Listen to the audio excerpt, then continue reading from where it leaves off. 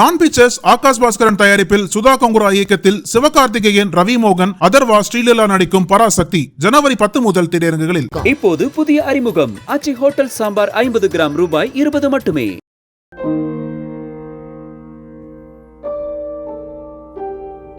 வேதாந்தா குழுமம் உலக அளவில் கனிம மற்றும் சுரங்க தொழில்களில் முன்னணி நிறுவனமாக விளங்குகிறது. மும்பையை தலைமையிடமாக கொண்டு இயங்கி வரும் இந்த நிறுவனம் தமிழகத்தில் ஸ்டெர்லைட் ஆலையை நடத்தி வந்தது. குழுமத்தின் உரிமையாளராகவும் தலைவராகவும் அனில் அகர்வால் உள்ளார்.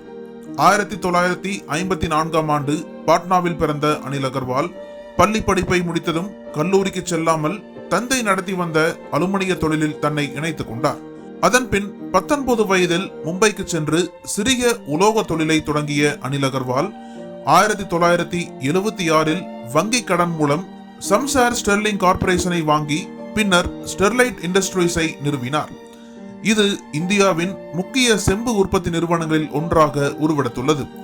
அனில் அகர்வாலின் மூத்த மகன் 49 வயதான அக்னிவேஷ் அகர்வால் வேதாந்தா குழுமத்திற்கு சொந்தமான தல்வண்டி சபோ பவர் லிமிடெட் நிறுவனத்தின் தலைவராகவும் குழுமத்தின் பல நிறுவனங்களில் நிர்வாக உறுப்பினராகவும் பணியாற்றி வந்தார்.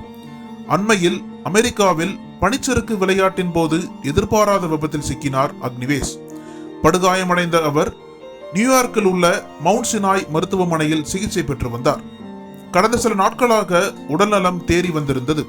ஆனால் ஜனவரி 7ஆம் தேதி திடீர் மாரடைப்பு காரணமாக அக்னிவேஷ் உயிரிழந்துள்ளார்.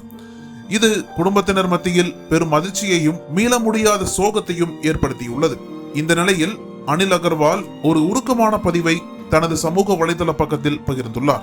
அதில், இன்று என் வாழ்நாளில் இருண்ட நாள். என் அன்பு மகன் அக்னிவேஷ் எங்களை விட்டு மிக விரைவாக சென்று விட்டான். அவனுக்கு வெறும் 49 வயதே ஆகியிருந்தது. ஆரோக்கியமாகவும் உயிரோட்டமாகவும் கனவுகள் நிறைந்தவனாகவும் இருந்தான். அமெரிக்காவில் பனிச்சறுக்கு விபத்திற்கு பிறகு மவுண்ட் சினாய் மருத்துவமனையில் நன்றாக குணமடைந்து வந்தான். மோசமான நிலை கடந்து விட்டது என்று நாங்கள் நம்பினோம். ஆனால் விதி வேறு திட்டம் போட்டுவிட்டது. திடீர் மாரடைப்பு எங்கள் மகனை பறித்து கொண்டது. பெற்றோர்கள் தங்களது குழந்தையை இழப்பதன் வழியை வார்த்தைகளால் விவரிக்க முடியாது.